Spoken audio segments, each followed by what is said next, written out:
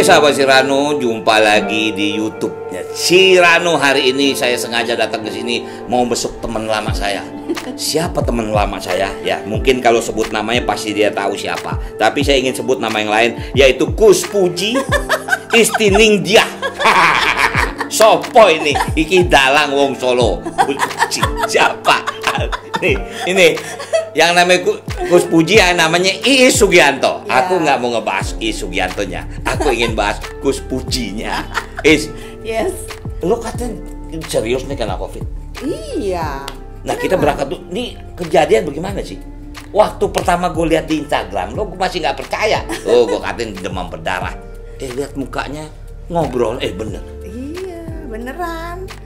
Jadi pada saat itu lagi kegiatan ada banyak banget ya. Konser amal itu yang sama Kristi sama Rita Rich 80. Oke. Jadi masih tatap muka, bukan virtual? Virtual, cuman kan latihan karena pakai topati. Pakai orkestra. Kita latihan di studio dong. Bikinnya juga di Balai Sarbini. Ya kan? Terus satu lagi lomba cipta lagu cinta Indonesia. Bikin itu kan. Itu aja kita di studio berapa kali? Walaupun virtual kan kita sekali pernah bikin kayak apa sih buat promo rame-rame tuh. Artinya Iis yakin bahwa istilahnya kena di kegiatan-kegiatan ya, itu? Karena terpaksa buka masker karena nyanyi dan rame-rame nyanyinya pula. Ya kan, kita nggak tahu ya, walaupun jaga jarak sekali-sekali mungkin ada yang terlalu dekat. Terus kru banyak banget. Ya kan, di ruang studio kita nggak tahu. Abis itu rasanya kok nggak enak ya, nyanyi nggak enak, terus menggigil, aku demam. Gitu, selain batuk langsung demam? Iya, demam. Pada waktu yang sama atau ada frekuensi hari? Jadi pada saat berapa hari sesudah acara baru kerasa tuh, kok enggak deh, mulai nyanyi juga udah nggak enak, tapi pikir belum demam kan. Habis itu kok demam. Aku nggak berani ke rumah sakit karena banyak COVID katanya. Udah deh cek ke lab, lab aja. Di lab dibilangin kalau aku tuh ini tipes. Oh, hasil lab? Hasilnya tipes karena nggak di swab. Hanya dilihat dari ininya kan. Yang di itu, jari itu? Bukan rapid, darah kita kan. Oh, ambil ini. Ambil darah. Udah, aku pikir udah deh, ya udah kasih obat tifus dong segala macam. Dokternya gue bilang udah ya minum antibiotik karena sekarang lagi zamannya COVID. Sorry, waktu abis lab terus kena dibilang tifus nggak sempat rumah sakit? Enggak, belum karena udah ketahuan tifus kan. Udah deh rawat di rumah, kan takut ke rumah sakit. Nanti malah kena COVID kan. Udah gue istirahat di rumah, minum obat, kok malah menggigil, makin panas. Ya udah deh, kita ke rumah sakit, terpaksa nih ke rumah sakit. Di rapid, periksa darah lagi, tifus, bukan. Masih tifus juga? Masih tifus udah juga. Di rumah sakit? Udah di rumah sakit, rawat dong. Sehari rawat, besoknya dokter internis datang, "Buis, kok kayak ada ini ya, di stetoskop tuh kayak ada lendir," dia bilang. Paru-paru? Udah deh kita swab aja ya. Iya dong, nggak apa-apa dong. Itu, setelah berapa hari lo baru? Sehari. Jadi semalam nginep, besok paginya kan dokter visit dong, dokter internis untuk tifus gua kan. Tapi dia giniin kok kayak nggak bagus nih paru-parunya. Swab ya, iya deh swab. Sorenya dokternya masuk lagi, "Buis, sekarang kayaknya Buis hasilnya COVID loh. Maaf ya, nggak boleh tinggal di sini, harus pindah gitu. Tapi jangan khawatir kok, tifus COVID bisa disembuhkan lagi gini. Gue udah nangis soalnya kan. Terus gimana ya, anak gue mau datang, udah gue telepon di jalan, "Adek, jangan datang." Karena mama COVID ya. Bukan, kenapa gue sekarang mau nanya soal tentang ini? Kenapa? Karena masih banyak orang nggak percaya COVID itu ada. Ember. Gue sengaja masa bodoh deh. Gue konten gue emang beda. Ya bukan berarti lo menjadi satu contoh ya. Karena waktu jujur begitu berita lo ada, gue agak kaget juga. Ya maaf lah, gue tahu lo kan orang yang bersih. Ya kan, kita zaman-zaman di Indosiar dulu juga ya. Tapi kok bisa kena, ini pasti ada sesuatu kan. Bukan berarti tidak, tapi memang situasinya. Jadi lo memang sangat yakin bahwa COVID itu memang ada? Ada lah, orang terus. Berapa hari di rumah sakit? 12 hari, kan foto torak apa? Karena banyak juga orang yang bilang ada nih, buktinya virus itu ada. Jadi foto toraks gue tuh kelihatan banget dia jalan-jalan dan berkembangnya. Wah. Iya, Ntar lu lihat deh Allah gitu gue. Allah. Penuh jalan-jalan. Terus sampai dokter gini, "Wis kok nggak sesek sih? Mestinya nih sesek loh." Dengan Berarti virus. lu istilahnya OTG atau gimana?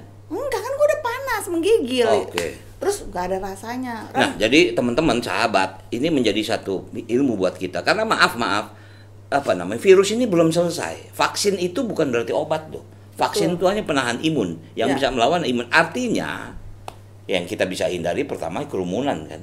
Ya kita lihatlah kemarin kerumunan yang sangat mengerikan. Iya. Mudah-mudahan tidak terjadi penyebaran kan. Berapa hari lo merasa? Gue ada beberapa temen yang kena. Terus? Ya, artinya ada yang 8 hari dia udah meninggal. Bukan recovery. Oh ya? Ada juga yang meninggal, termasuk kakaknya Mbak Dewi. Iya, tapi memang ada penyertaan sakit yang dibawa betul, sebelumnya. maaf, namanya ya nggak usah saya sebut. Dia cuma 3 hari di rumah sakit. Tapi umur berapa? 60-an lah. Oh, tapi dia ada sakit apa? Dia memang ada tiba-tiba apa namanya darah tinggi segala macam kan. Cuman artinya apa? Begitu dia masuk rumah sakit, ya keluarga tanda tangan kan. Apabila di rapid kemudian hasilnya meninggal sebelum seminggu, itu dinyatakan protokol. Jadi dikubur di situ dong? Dikubur lah, begitu seminggu keluar negatif. Lah, berarti bukan gara-gara itu? Memang bukan gara-gara COVID, cuman artinya waktu itu saya bilang ya udah, buat apa kita pindahin lagi jenazah? Sudahlah. Ini kan yang namanya penyakit itu hanya pintu untuk menghadapi sebuah kematian dan kita pasti mengalami itu. Ya, saya mencoba meyakini. Nah, artinya teman-teman sekalian, sampai sekarang pun bahasanya, maaf, saya nih hampir 6 bulan nih kerja virtual, nggak pernah datang ke gedung dewan. Jadi semua rapat virtual. Nah, artinya sekarang saya ingin sekali teman-teman nih belajar dari Mbak Iis apa yang mesti kita lakukan gitu loh. Ya artinya ini bisa kena kepada siapa aja, jangan pikir oh masa artis. Nggak mungkin, semua akan. Kalau memang kita mungkin lebih lagi lemah, lagi itu. Prince Charles aja kena. Nah, makanya Pangeran Charles saya kena. Tapi alhamdulillah 12 hari di rumah sakit. Iya, 12 hari yang di rumah sakit, terus 1 hari di sini, yang RSPI di sini. Oke. Karena kan masih ketahuan tifus. Jadi tetap aja walaupun sekarang saya itu udah punya antibodinya, karena sekarang kalau saya di rapid hasilnya reaktif. Jadi saya udah punya antibodinya. Tetap 3M itu harus dijalankan. Kayaknya waktu saya pertama kali saya di vonis saya kena COVID, yang ada dalam pikiran saya 50% saya selamat, 50% saya inilah akhir hidup aku. Inilah akhirnya. Sampai punya pemikiran kayak gitu. Iya, saya sampai kirim surat maksudnya ke setiap anak-anak. Karena apa? Nggak ada waktu lagi bertemu. Ya. Dan anak saya artinya isolasi kan? Isolasi. Anak-anak nggak bisa besuk. Nggak bisa. Kita juga nggak bisa lihat. Bisa video call bisa. Tapi kan saya nggak pantas kalau saya kasih pesan yang pribadi gitu ke lewat video call. Kayak misalnya anak saya di Amerika, saya bilang di surat saya bilang, "Kakak, kalau mama sampai nggak ada, kamu nggak usah pulang." Sampai kamu bikin surat? Iyalah. Gue bilang nggak usah pulang. Karena apa? Desember ini dia graduation. Kalau aku nggak ada kan kemarin Agustus, hanya waktu 6 bulan. Kasihan kan dia untuk mengubur aku aja, terus dia balik lagi, betapa sedihnya. Mending dia di sana aja nggak usah lihat. Aku sampai pikiran gitu Ran. Oke, berarti sekarang mudah-mudahan yang namanya COVID itu terbawa dengan Gus Puji. Iya, amin. Gus Puji udah kita kubur. Iya. Berganti jadi I Sugianto. Sejak kapan lu ganti nama I Sugianto tuh? Ada kisahnya kan? Ada. Setelah ketemu Bang Rinto? Enggak. Soalnya waktu itu nama lu kan lu pernah nyanyi sama Farid RM segala macam kan? Iya, betul. Jadi semenjak pakai nama populer kan harus ya nama komersil. Karena kalau panjang banget susah dong. Terus Gus Puji itu adalah nama dari kayak keraton gitu. Jadi Mami kan keturunan Kanoman. Jadi semua walaupun jadi turunan Cirebon. Oh, kirain dari Solo. Darah biru. Oh, darah biru. Oke, jadi ambil Gus Pujinya, isnya dari Istining dia. Oh, dari Istining dia. Jadi semua keluarga aku dari yang laki maupun perempuan pakai Kus Puji. Karena dari nama keraton gitu kan. Mamiku juga Kus. Kayaknya kalau keraton Kus-kus semua deh, lihat aja keraton Solo. Betul. Nah, itu. Jadi begitulah ceritanya. Dan pada saat saya mau dipromosikan sebagai penyanyi, dipikir nama siapa ya, nama aku di rumah sih dipanggil Oshiro, tapi kalau nanti kayak Jepang ya itu ya. Yang nentuin nama Is itu siapa, kamu atau waktu itu pihak rekaman? Emang di rumah juga kalau Iis, Osi dipanggil itu. Kalau Sugianto kan nama papi. Nama papa ya tahu. Ya udah. Papa kan yang punya bioskop. Ember. Kita tahu yang punya bioskop di Blok A itu. Soalnya saya nggak pernah lupa itu bioskop sering saya tidur itu zaman dulu. Zaman ada sejarah. Kita masa jadi sih, Ran? Iya. Jadi film yang judul Anak-anak Malam ya gue tidur di Blok A itu, tidurnya di bioskop. Beneran? Serius. Di mananya? Nah, udah dari pasar itu lah. Itu cerita zaman pasar, dulu. Emang jadi pasar Blok A itu papi yang bangun. Iyalah. Kan di atasnya ada jadi bioskop. pertama kali waktu aku di situ orang bilang, "Ini yang punya Sugianto." Yang bener. Waduh, gue bilang boleh juga gue numpang tidur. Jadi kita kalau mandi di kamar mandi umum di bawah. Kalau tahu ada lo, gue suruh bilang, nggak boleh ya, Rano harus boleh.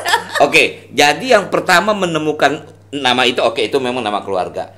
Ya kan produser itu sangat menentukan. Iya, dulu sih Om Yasir Syam. Jadi waktu itu kan pertama kali. Oh, Yasir Syam ada yang itu? Iya, karena guru aku nyanyi dilatih sama Om Yasir Syam. Banyak sih guru aku, udah Om Jack Lesmana, NC Manung Khalid, terus Om Yasir salah satunya. Jadi dia yang bilang nggak bisa kalau namanya panjang begini, pakai nama Iis saja terus pakai nama papi. Ya sudah, pakai nama begitulah Iis Sugianto akhirnya. Jadi jangan sakiti hatinya, itu sudah Iis Sugianto. Ya. Waktu di Jackson juga udah. Jackson, jadi sebelum berapa album kamu udah pakai nama Iis? Album pertama di Jackson Record itu 2 album. Lo harus dengerin deh, Ran, lagu gue. Pasti ntar gue dengerin dong. Tapi yang meledak itu yang luar biasa itu kan. Waduh, yang ada sayang, jangan sakiti sayang. Soal gue tahu benar yang isi musik namanya Atau. Oh betul. Atau tuh, wah itu gitaris luar biasa itu. Mudah-mudahan beliau panjang umur. Amin. Tuh. Lah udah meninggal Rano. Atau? Iya. Udah meninggal. Aku terakhir cuma denger baca yang nggak ada. Atau udah meninggal? Atau udah meninggal. Wow. Ya udah kehilangan banyak kita. Ya. Is, Bang Rinto. Kayaknya kamu ya dalam tanda kutip positif ya. Bang Rinto tuh sangat sayang gitu loh sama kamu. Pengertian saya gini. Dia sayang. Saya pernah nyanyi sama Bang Rinto. Tapi Bang Rinto itu bukan pencipta lagu yang sembarangan mencipta. Betul. Artinya gini yang saya tahu ya.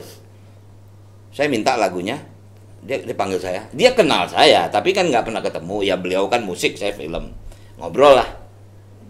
Ya ngobrol, dia tanya lah apa yang terjadi. Nggak tahu jadilah lagu. Artinya Bang Rinto itu bukan pencipta lagu yang asal-asalan. Makanya saya bilang Bang Rinto kayaknya cinta bener sama kamu, karena dia sangat tahu karakter kamu.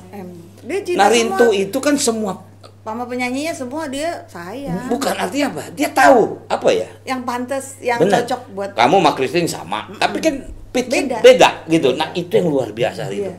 Apa yang kamu kenal tentang Rinto? Aku kagum banget sama dia. Sorry, waktu itu kan dia punya Lollipop. Betul. Kamu kan PH apa namanya? Bukan PH apa namanya? Apa namanya? Recording lain. Ada problem nggak? Jackson Record enggak. Atau memang minta ciptaannya? Enggak, saya kan dikontrak. Saya waktu itu agak nggak tahu. Yang saya kan dulu di Purnama.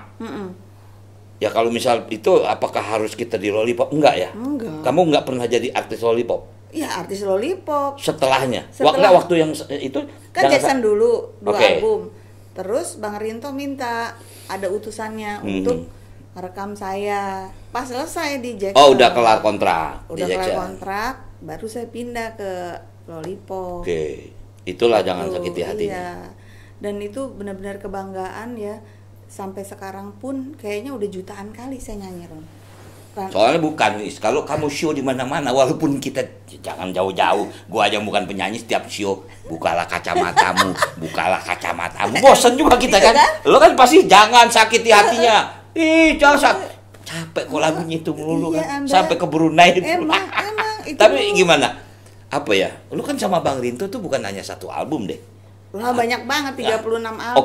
Artinya mana yang buat lo lebih?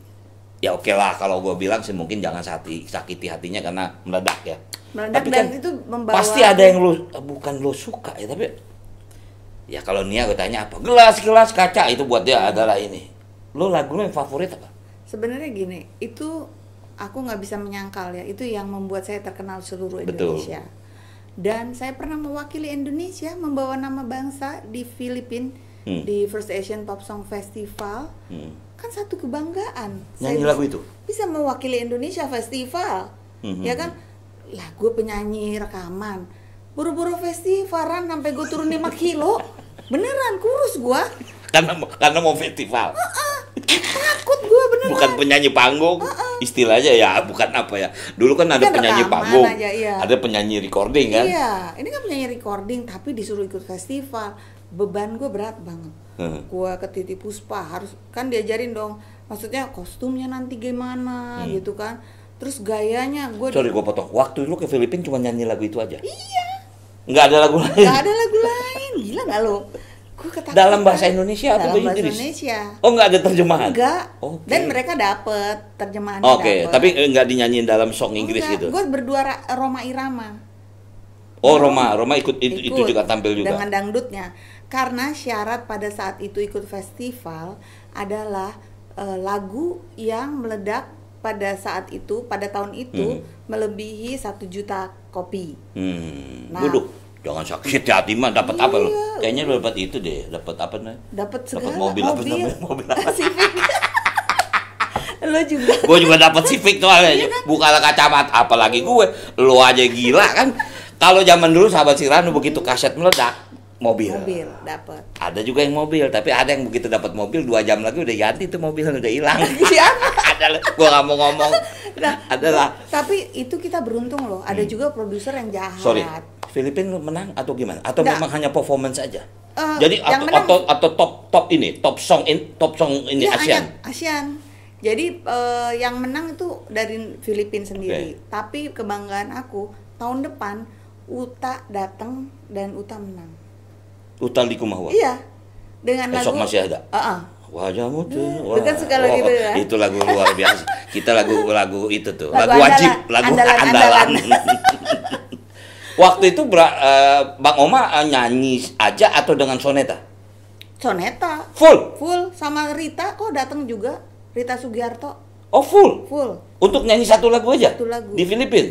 Dengan soneta grup? Iya. Buset, 20 orang datang.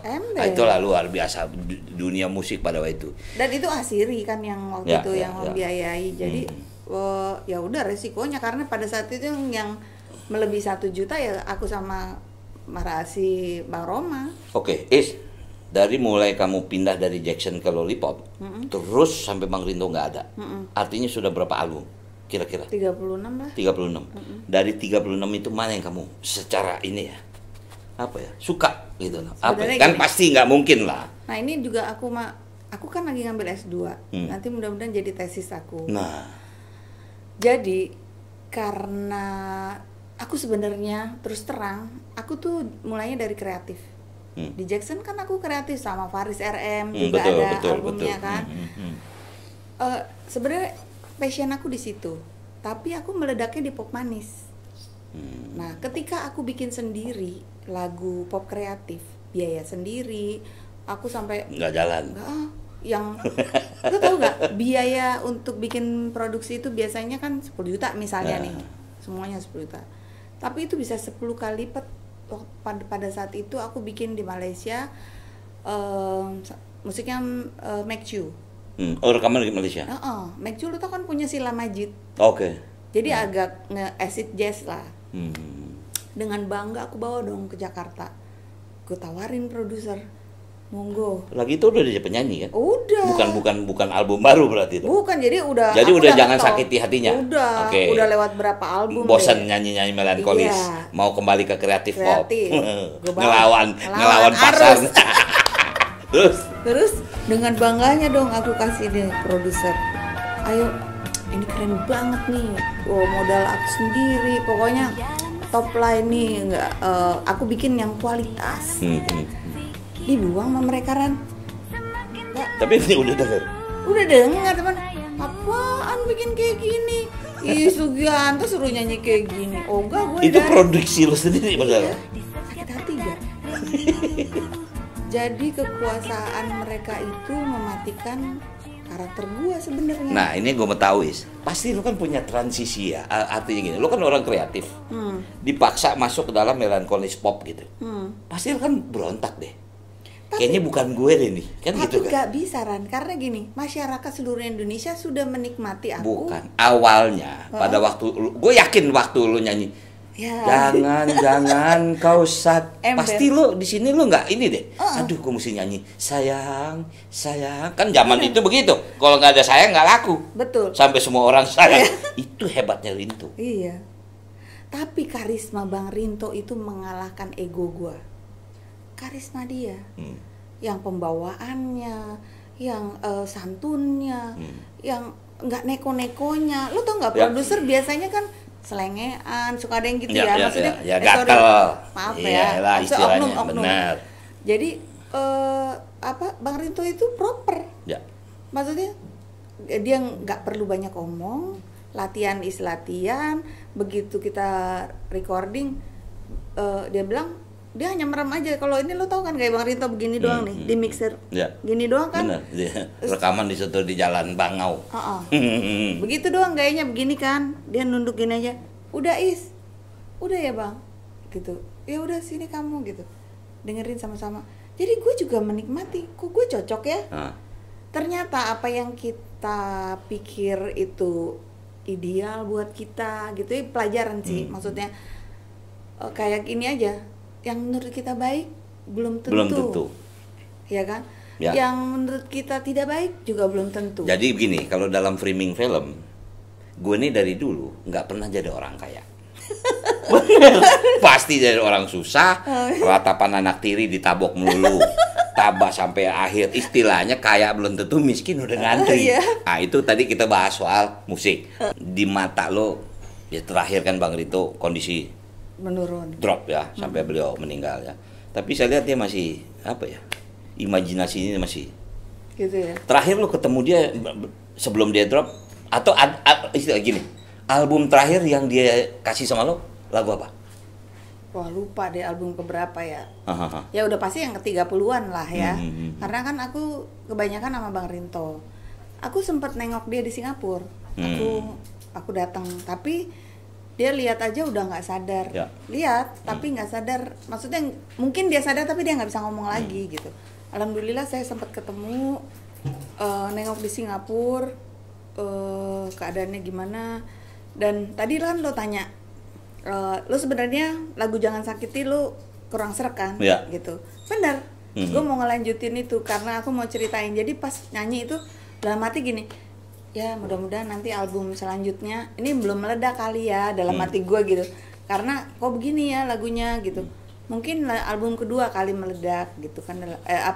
Aku lebih suka. Ternyata pas aku nyanyiin itu kan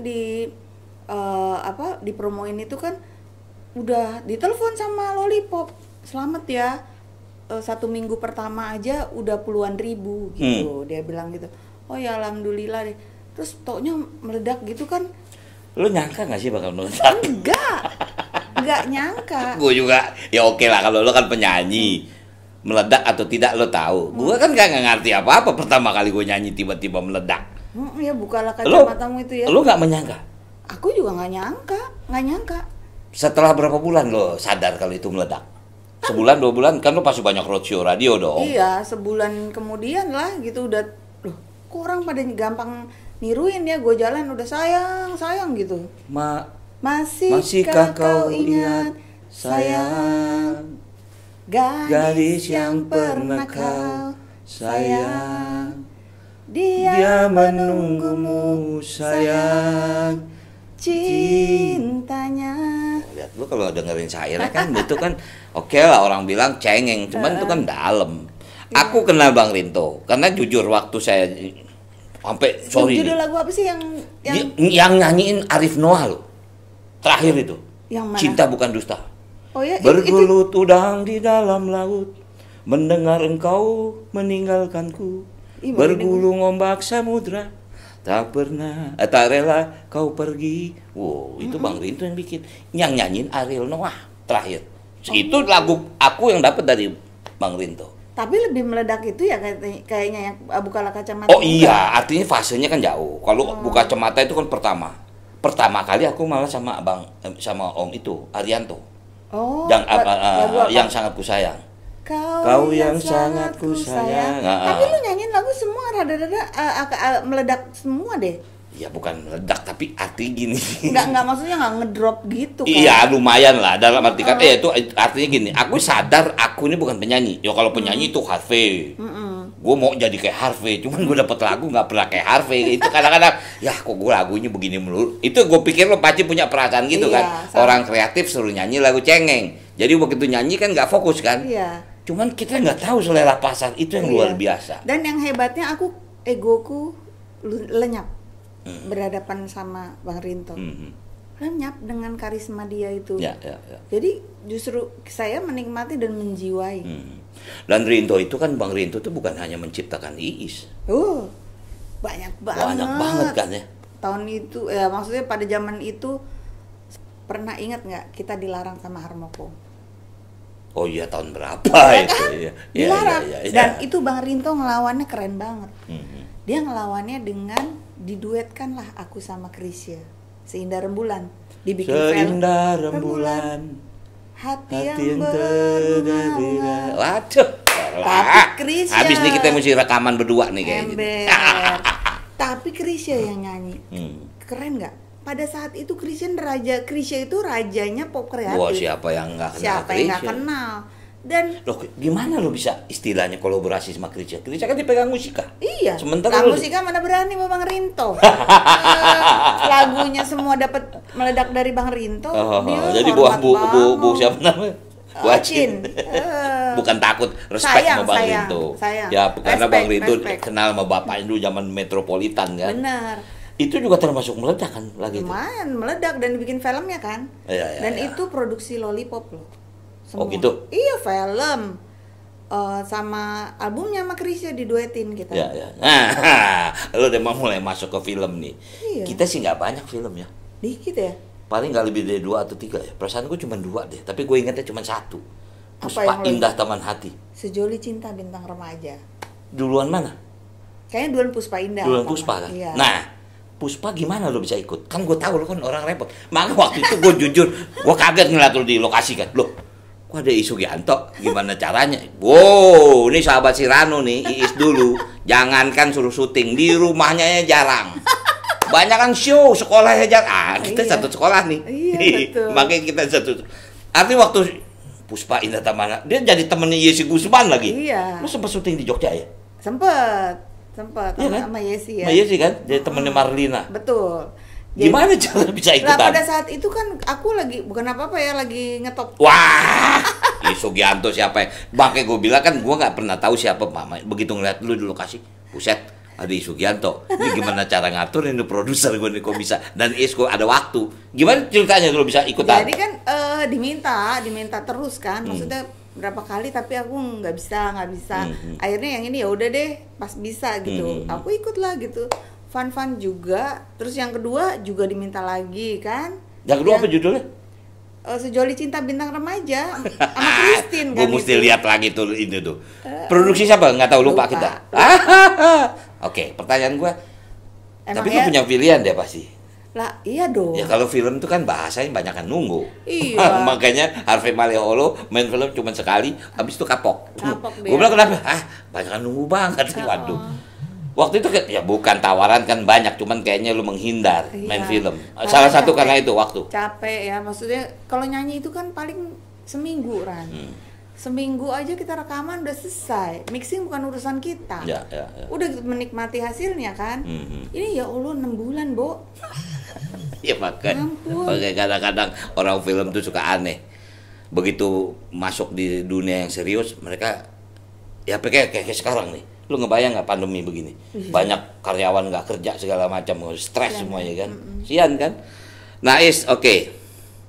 Kegiatan belakangan apa nih? Aku kuliah lagi kan. Ambil apa? S2? S2-nya komunikasi politik. Wow. Lu mau jadi politikus? Enggak juga. Sama kayak gue dong. Gue SIP, Sarjana Ilmu Politik. Gue S1 baru. Soal begitu gue mau S2, tiba-tiba ya waktu itu gue masih menjabat. Sibuk ya. Jadi gue cuti dulu, sampai sekarang gue mau ngelanjutin, tapi ntar dulu deh, lihat dulu. Kalau aku sih karena apa? Saya tahu anak-anak kan nggak ada lagi. Ya. Yang satu kan di Amerika belum pulang, yang satu udah kerja, yang satu tadinya mau ke Inggris sebelum ada COVID kan. Gue sendiri dong, Ran. Ngapain gue? Lu belum ada ini menikah? Belum. Oh jadi lu belum punya cucu? Belum. Kalah sama gue ada 3 cucu gue. Oh jadi anak-anak satu di Amerika? Iya. Dia di mana? Di namanya Pullman, kota kecil, dekat Seattle. Jadi dia mungkin mau langsung kerja. Di sana? Sebenarnya aku sih keberatan ya, maksudnya lagi COVID gini. Lagi perempuan? Perempuan. Oke. Udahlah pulang gitu kan. Mama juga butuh kamu. Tapi kalau anaknya, mama aku mau kerja dulu. Kalau aku dapat kerjaan aku nggak pulang ya, aduh mati deh gue. Anak sekarang kan ya udah nggak bisa dilarang kan. Ya. Passionnya gimana? Yang di Inggris belum sempat pergi. Belum. Untung aja belum sempat pergi. Kalau nggak gue mati gue. Inggris juga. Nah ipar gue meninggalnya gara-gara kan ada Inggris. Oh oke. Jadi Sandra punya kak ipar. Rosi, dokter Rosi. Meninggal kan sama suaminya. Jadi kena di Inggris? Kenanya di Inggris, jadi dia mau nyekolahin anaknya. Dibawalah anaknya ke Inggris, jalan-jalan dong, lihat dulu. Pulang, udah daftar kan, pulang dulu dong, karena belum masuknya baru Agustus kan mestinya kan. Kok dia sakit, padahal dokter loh. Kok dia sakit, masuk rumah sakit kan, dua-duanya suami istri itu lewat. Dua-duanya? Oke, jadi barangkali terakhir, Liz. Aku ingin sekali kamu sampein lah ke audiens kita ini. Apalagi umur kita ini udah umur bahaya loh. Iya. Saya harus akui saya sudah 60. Makanya sedih begitu ada aturan umroh dari 18 ke 50. Ya. Kapan aku bisa umroh lagi? Ya kan kita nggak tahu nih. Tolong disampaikan supaya ya masyarakat sadar bahwa pandemi atau COVID ini bukan main-main. Ya. Ayo silakan. Teman-teman semua, saya mengalami COVID itu bukan suatu penyakit yang kita harus abaikan. COVID itu sangat berbahaya dan bisa dilihat di YouTube channel saya juga bagaimana saya mewawancarai beberapa dokter ketika saya masuk rumah sakit. Bukti-bukti virusnya itu sangat banyak sekali di paru-paru saya. Jadi tetap 3M, jaga jarak, masker, dan mencuci tangan. Oke, jadi teman-teman semua, terima kasih Mbak Is. Mudah-mudahan apa yang kita sampaikan ini bermanfaat. Tentu ya artinya memang inilah fungsi kita. Satu, mengingatkan kepada diri kita sendiri. Yang kedua, kita sampaikan kepada masyarakat. Jadi teman-teman jangan lupa subscribe, komen, share, dan like ya. Sampai ketemu di tamu selanjutnya. Oke, bye.